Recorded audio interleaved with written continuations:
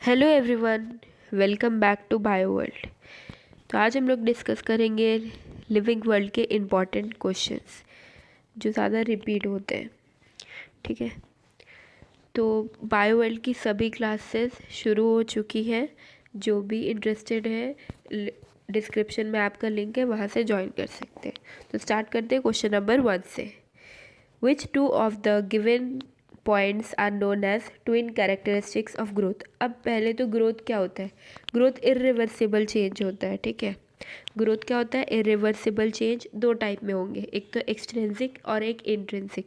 Extrinsic क्या होता है? जैसे कि कोई सपोज बालू या फिर सैंड का एक माउंटेन जैसा है, ठीक है, उसके ऊपर और पड़ जाए तो वो उसका साइज़ बढ़ेगा ना। तो ये कहाँ से बढ़ रहा है? एक्सट्रिंसिक हो रहा है। तो ये हो गया एक्सट्रिंसिक ग्रोथ। और इंटरनली जो ग्रोथ होता है, जैसे एक छोटा बच्चा वो साइज में बढ़ा, तो वो क्या हो गया? Intrinsic growth. तो दो टाइप के ग्रोथ होते हैं, एक्सट्रिंसिक और इंट्रिंसिक। और लिविंग बीइंग में कौन सा होता है? इंट्रिंसिक। ठीक है, तो यहाँ पे पूछा गया है कि कैरेक्टरिस्टिक्स ऑफ ग्रोथ क्या होते हैं? दो कैरेक्टरिस्टिक्स। तो एक होता है इंक्रीज इन मास, ठीक है, हर नंबर ऑफ इंडिविजुअल्स ऐसे करके। ठीक है, तो ऑप्शन नंबर क्या हो जाएगा? 1। एक मिनट, तो इंक्रीज इन मास सही है, इंक्रीज इन मास सही है, इंक्रीज इन मास सही है, और increase in number of individuals. तो ऑप्शन नंबर 1 एंड 2 यानी कि ए। ठीक है, और सेलुलर ऑर्गेनाइजेशन और डिफ्रेंसिएशन नहीं होता। ट्विन कैरेक्टरिस्टिक्स ऑफ ग्रोथ क्या है? इंक्रीज इन मास और increase in number of individuals. फिर हम लोग को पता है कि जो प्लांट होता है ना, वो मतलब कि कंटिन्यूअसली ग्रो करेगा। लेकिन जो एनिमल्स होते हैं, जैसे कि हम हो गए, हम लोग एक लिमिटेड ग्रोथ रहता है, उसके ऊपर और ग्रोथ नहीं होगा, मतलब हाइट नहीं बढ़ता। लेकिन जैसे प्लांट्स हो गए, वो तो साल ब साल बढ़ते ही जाएंगे। ठीक है, तो जो प्लांट्स में होता है ना, ग्रोथ कंटिन्यूअसली होता है, लेकिन एनिमल्स में up to a certain age. तो ऑप्शन नंबर बी हो गया। ठीक है, question number 3, the statement nothing live forever get life continues. यहाँ पे ये लीव नहीं होगा, नथिंग इसका ये मतलब होता है कि ये लीव नहीं होगा। ठीक है, इसमें ये कहना चाह रहा है कि जो हमेशा कोई चीज़ एग्जिस्ट नहीं करता है, लेकिन फिर भी लाइफ कंटिन्यू करती है। जैसे कि हम लोग हैं, इंसान है, ठीक है, कभी ना कभी तो सबको मरना है, लेकिन फिर भी लाइफ कंटिन्यू करता है। वो किस वजह से होता है? एम्ब्रियोजेनेसिस, मॉर्फोजेनेसिस, रेप्लिकेशन और रिप्रोडक्शन। तो ये बहुत ही कॉमन क्वेश्चन है, तो इसका आंसर क्या हो जाएगा? रिप्रोडक्शन। ठीक है, रिप्रोडक्शन के वजह से ही लाइफ जो है वो कंटिन्यू करती है ना। फिर है question number 4, which of the following groups consist of organisms which multiply by the fragmentation. तो इसमें बोला गया है कि ऐसे कौन से ग्रुप ऑफ ऑर्गेनिजम्स होते हैं जो कि मल्टीप्लाई करते हैं थ्रू फ्रैगमेंटेशन।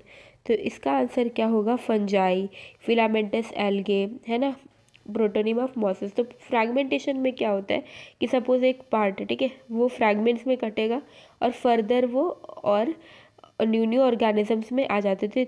ये हो जाता है फ्रैगमेंटेशन। ठीक है, फिर हो गया question number 5, which of the following organism do not reproduce. तो ऐसे कौन सी ऑर्गेनिजम्स हैं जो कि रिप्रोड्यूस नहीं करेंगे?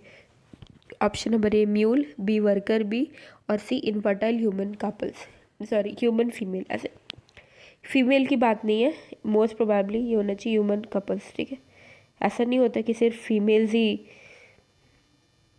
जो होती है इनफर्टाइल होते हैं, कभी कभी मेल्स भी होते हैं। ठीक है, तो यहाँ पे म्यूल है, वर्कर भी है, इनफर्टाइल ह्यूमन कपल, या फिर ऑल ऑफ दी। जो म्यूल होता है, जिसको खच्चर बोलते हैं, वो भी इनफर्टाइल होता है। ठीक है, हो गया। और फिर वर्कर भी इनफर्टाइल होती है, जबकि जो क्वीन बी होती है ना, सिर्फ वही फर्टाइल होगी, बाकी जो भी और बीज होंगी, वर्कर बीज, फीमेल वर्कर बीज जो और होंगी, वो सारी इनफर्टाइल होगी except for the queen bee. ठीक है, और इनफर्टाइल ह्यूमन कपल से तो समझ ही आ रहा है। तो कौन कौन रिप्रोड्यूस नहीं कर सकते हैं? तो ना म्यूल कर सकते हैं, ना वर्कर बी, और ना ही इनफर्टाइल ह्यूमन कपल। तो आंसर क्या हो जाएगा? Option number D. फिर है which of the following statement regarding the response of living organism to external stimuli is correct. तो बोला गया है कि कौन सा स्टेटमेंट करेक्ट है लिविंग ऑर्गेनिज्म के एस्पेक्ट से, जो एक्सटर्नल स्टिमुलाई को सही मतलब उसमें मैच कर जाएगा। ठीक है, तो the external environment stimuli can be physical, chemical और बायोलॉजिकल। बिल्कुल सही, फिजिकल भी हो सकता है, केमिकल भी हो सकता है, बायोलॉजिकल भी हो सकता है। सही है। फिर all organisms from the prokaryotes to the most complex eukaryotes can sense and respond to external stimuli। हाँ, प्रोकैरियोट्स भी कर सकते हैं, यूकैरियोट्स भी कर सकते हैं, एक्सटर्नल स्टिमुलाई से रिस्पॉन्ड करेंगे वो। ठीक है, सपोज हम लोग को कोई टच करता है या कोई, तो फिर हम लोग पीछे मुड़ के दिखते हैं ना कि क्या बोला, तो ये हम लोग का रिस्पॉन्स है ना। तो एक्सटर्नल स्टिमुलाई जो भी होगा उसके रिस्पॉन्स में हम लोग भी कुछ रिस्पॉन्ड करते हैं। ठीक है, फिर हो गया consciousness and response to external stimuli is the defining property of living organism. तो कॉन्शियसनेस होना चाहिए और response to the external stimuli is the defining property of the living organism. ठीक, आंसर ऑल ऑफ दीज। तो ये क्या हो गया, बिल्कुल सही है, डी ऑल ऑफ दीज। ठीक है, सारे के सारे ही सही बैठ रहे।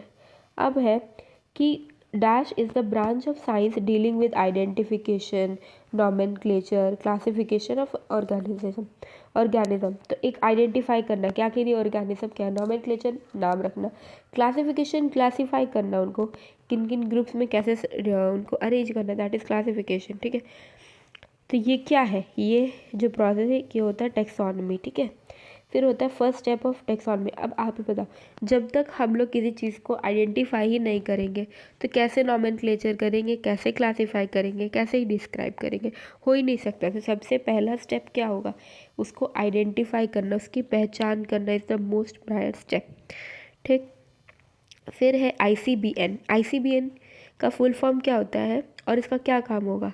तो जो ICBN का फुल फॉर्म है that is international code for botanical nomenclature. इसका क्या नाम है, सॉरी इसका क्या काम है, इसका काम है प्लांट्स। ठीक है, प्लांट्स का नॉमेन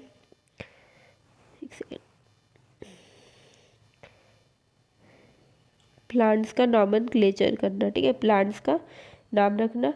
और IC एक होता है ICZN, ये होता है international code of zoological nomenclature. International code of zoological nomenclature, ये तो मैंने बोल दिया, आप वापस से बताना जिन्होंने भी ध्यान से सुना। ICZN का फुल फॉर्म क्या होता है और ये किसको ये किसके नेम में यूज़ होता है, मतलब ये किसका नॉमेनक्लेचर करता है, ये बताना है। ठीक है, फिर है फाउंडर ऑफ बायोलॉजिकल नॉमेनक्लेचर। तो बायोलॉजिकल नॉमेनक्लेचर के फाउंडर कौन है, तो इसमें तो आंसर क्या होगा, option A, option B, option C और ऑप्शन डी। तो लिनियस, मेंडल, डार्विन, लेमार्क, तो जगह लिनियस, और इनका पूरा नाम क्या है, कार्ल्स लिनियस। ठीक है, क्या है, कार्ल्स लिनियस। फिर है which of the following holds, not holes, it's holds, HOLDS, holds true for scientific nomenclature। तो कौन सा साइंटिफिक नॉमेनक्लेचर के ऊपर खड़ा होता है, तो कौन सा सही है। ठीक है, ट्रू कौन सा है, तो naming of living organism in English language, naming of particular organism by the same name all over the world, naming of living organism in such a manner that it may cause less confusion, and naming meaning of living organism in such a manner, नहीं naming होगा। ठीक है, ये भी naming ही होगा, naming of living organism in such a manner that it becomes easy to pronounce. तो English language में नहीं होता, पहले तो ये गलत है। ठीक है, फिर same name all over the world, ये सही है। उसका जैसे मैंगो का होता है मैंगीफेरा इंडिका, वीट का होता है टिटिकम एस्टिवम। ठीक है, ये सब बायोलॉजिकल नेम है। तो इसका क्या फ़ायदा क्या होता है कि अगर ऐसा सपोज ऐसा होता है ना कि बहुत जगह कि एक ही चीज़ का अलग अलग नाम होता है, जैसे कि गुआवा होता है तो कोई अमरूद बोलता है, कोई प्यारा बोलता है। ठीक है, ऐसे ऐसे नाम होता है। तो अब इसका जो बायोलॉजिकल नेम होगा वो तो सेम ही रहेगा हर जगह, राइट। तो अब आम का जो साइंटिफिक नेम है वो क्या है, मैंगीफेरा इंडिका। तो ये किस लिए यूज़ करते हैं, ताकि एक ही नाम से हर जगह बुलाया जाए, है ना। इसका यही मेन इंटेंशन होगा। फिर naming of living organism in such a manner that it may cause less confusion. नहीं, लेस कन्फ्यूजन नहीं, ठीक है, पर पूरा करेक्ट नहीं बैठ रहा। हमें वो ऑप्शन चूज़ करना है जो एकदम सबसे बेस्ट और एप्रोप्रिएट हो, ठीक है। तो सबसे बेस्ट और एप्रोप्रिएट ऑप्शन नंबर बी है, ठीक। अब होता है question number 12। Which of the following statements regarding the universal rules of biological nomenclature is incorrect. कौन सा इनकरेक्ट है नॉमेनक्लेचर। तो पहला ऑप्शन है biological names are generally in Latin and written in italics. बिल्कुल सही है, ठीक है, ऐसे ही होता है। फिर the first word in a biological name represents the genus while the second component denotes the species। तो पहला जो नेम है वो जीनस को रिप्रेजेंट करता है और दूसरा स्पीशीज़ को, ठीक है, इम्पॉर्टेंट है। ये भी सही है, एक मिनट, इधर सही है, ये भी सही है, ये भी सही है, ठीक है। फिर both the word in a biological, एक second, both the word in a biological name when handwritten are separately underlined to printed in italics, ठीक है, ये italics होगा, to indicate their Latin origin। तो ये भी बिल्कुल सही है कि दोनों जब वर्ड अगर हम लोग हैंड राइटिंग नॉर्मली लिखे तो उनको सेपरेटली अंडरलाइन करना होता है, ठीक है। तो जैसे कि मैंगीफेरा इस साइड आएगा, जैसे कि जेनरिक नेम इधर आएगा और स्पेसिफिक एपिथेट इधर आता है, और दोनों को सेपरेटली अंडरलाइन करना होता है। अब है the specific epithet starts with a capital letter while the generic epithet starts with small letter. तो ये गलत है, मतलब कि जो स्पेसिफिक एपिथेट है, जेनरिक नेम और स्पेसिफिक एपिथेट, तो जो फर्स्ट होता है ना जेनरिक नेम वो होता है कैपिटल्स में, ठीक है, और जो स्पेसिफिक एपिथेट होता है वो होता है स्मॉल लेटर्स में। तो जैसे कि यहाँ पे लिखा है ना वो गलत होगा, यानी कि जो एम है, मैंगीफेरा का एम है, वो हो जाएगा कैपिटल, और जो इंडिका का आई होगा वो हो जाएगा छोटा, ठीक है। तो कैपिटल एम से शुरू होगा मैंगीफेरा और इंडिका शुरू होगा स्मॉल आई से, ठीक है। तो ये इम्पॉर्टेंट है और इसका ऑप्शन नंबर डी हो जाएगा इनकरेक्ट, है ना, यानी कि ऑप्शन नंबर डी इसके लिए सही है। फिर द असेंडिंग और descending arrangement of taxonomic categories. तो क्या होता है असेंडिंग और descending arrangement of taxonomic categories. तो ये हो गया हमारा हायरार्की, ठीक है। फिर इधर आता है कि एक टैक्सॉन होता है। टैक्सॉन क्या होता है, टैक्सॉन एक रैंक है टेक्सोनॉमिक हायरार्की का। ऑप्शन नंबर डी, जैसे कि कोई किंगडम होता है, कुछ क्लास होता है, कभी जीनस हो गया, फिर स्पीसीज हो गया। तो ये सारे आप अपने आप में ही क्या है, एक टेक्सॉन है, ठीक है, अपने आप में ही क्या है, एक टेक्सॉन है। फिर unit of smallest tax on of classification is, सबसे लास्ट में आता है स्पीशीज़, ठीक है, सबसे छोटा क्या हो जाएगा, स्पीशीज़ होता है, याद रखना है। फिर a true species consist of a population. True species क्या होता है, ट्रू स्पीशीज़ वो होता है जो कि आपस में इंटरब्रीड कर सके और अपना यंग वन प्रोड्यूस कर सके, ठीक है, यंग वन अपना प्रोड्यूस कर सके, ये होता है इसका काम, ठीक है। तो ऑप्शन नंबर बी हो जाएगा। तो हमें एक ट्रिक है, मेरा नहीं है पर बहुत फेमस है ऐसे याद करने के लिए, कि की प्लेट्स डिशेस क्लीन और फैमिली गेट सिक, ये लर्न करने के लिए। और हम लोग किंगडम टू, एक मिनट, एक चीज़ है, एक मिनट, ये कौन जो कि अपना यंग वन प्रोड्यूस करते हो, है ना। ये सपोज यहाँ किंगडम है ना, और यहाँ से हम लोग आ रहे हैं स्पीशीज़ की तरफ, तो इधर से इधर जब जाते हैं ना तो सिमिलैरिटी बढ़ती है, जितना छोटे में जाएंगे उतना सिमिलैरिटी बढ़, और इतना इधर से इधर आते हैं इससे डिसिमिलैरिटी बढ़ती है। ठीक है, एनसीईआरटी में सब रिटर्न है। अब मैंगीफेरा क्या होता है, तो हम लोगों ने बोल दिया कि सब ऐसे लिखते हैं ना, ये हो गया मैंगीफेरा और ये हो गया इंडिका, ऐसे होता है। और मैंने हैंड राइटिंग लिखा, हैंड रिटन है तो अलग से अंडरलाइन भी करेंगे।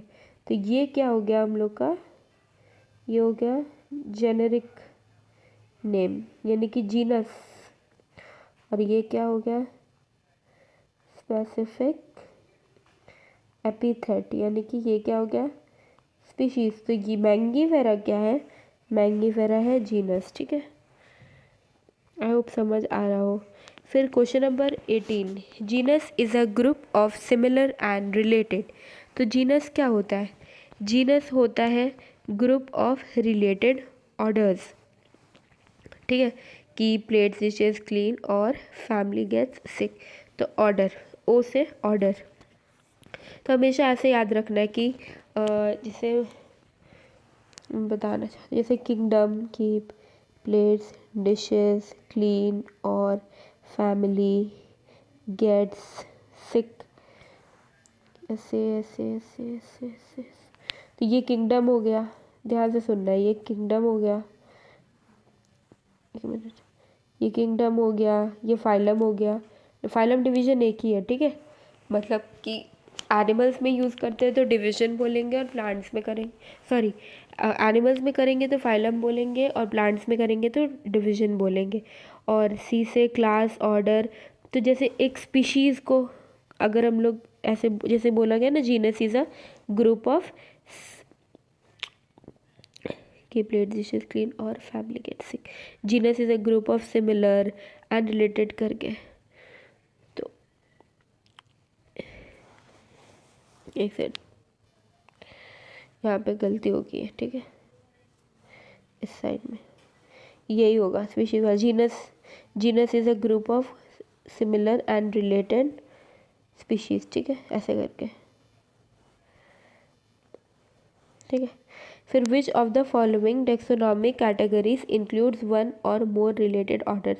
तो जब ऑर्डर, जैसे कि ऑर्डर कॉमन हमेशा, जैसे ये है पीछे वाला है जो इधर ऑर्डर हो गया, जैसे इधर स्पीशीज था, तो उसको जब कॉमन क्या हो जाएगा, ग्रुप पहले वाला होगा। ठीक है, पीछे वाला को जोड़ेंगे तो ये उसके आगे वाला आएगा। ठीक है, तो ग्रुप हो जाएगा। वैसे ही ऑर्डर, इसमें ऑर्डर की बात की गई है, तो ये क्या हो गया, ये हो जाएगा इसका आंसर क्लास। यहाँ पे है नहीं, आई थिंक कुछ कन्फ्यूजन हो रहा है, वो हम लोग क्लियर कर लेंगे, ये क्वेश्चन वापस से ले लेंगे। ठीक है, एव्स टेक्सोनॉमिकली प्रेजेंट रिप्रेजेंट है, तो एव्स क्या होता है, तो एव्स हो गया हम लोग का,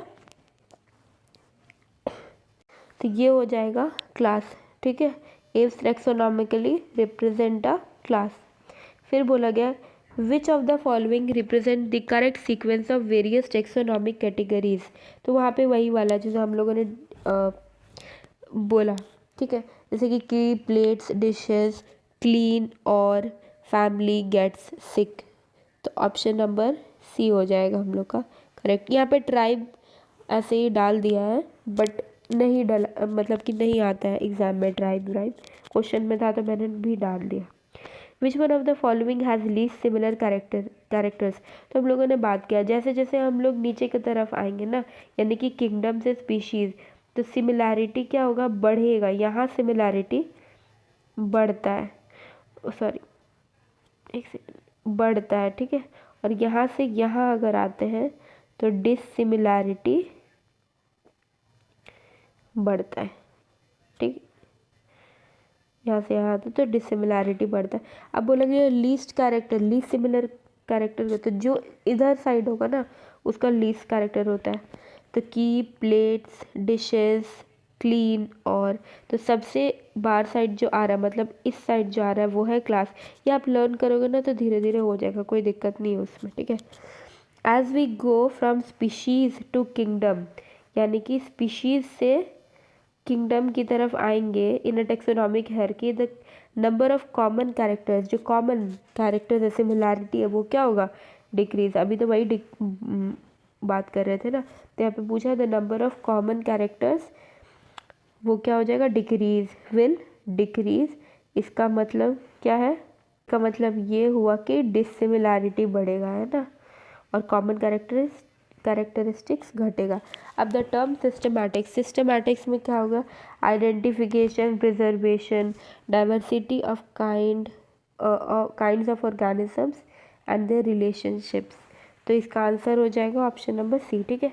फिर विच of the following sets does not contain defining characteristics of living organism, तो किसमें नहीं है, सेम, तो इसका आंसर हो जाएगा ग्रोथ एंड रिप्रोडक्शन। हम ये हमारा कैरेक्टरिस्टिक ज़रूर हो सकता है, ठीक है, पर डिफाइनिंग नहीं हो सकता।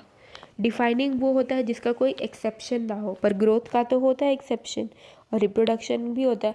हर एक लिविंग ऑर्गेनिज्म रिप्रोड्यूस थोड़ी कर सकता है, लेकिन मेटाबॉलिज्म होना चाहिए। अगर मेटाबॉलिज्म नहीं हो रहा तब तो वो मर जाएगा। फिर सेलुलर लेवल ऑफ ऑर्गेनाइजेशन भी बहुत इंपॉर्टेंट है, ये भी नहीं होगा तो नहीं हो सकता। फिर response to stimuli and consciousness, तो हम लोगों ने इसके बारे में भी डिस्कस किया, अगर ये नहीं होगा तो भी उसको हम लोग लिविंग कंसीडर ही नहीं करेंगे।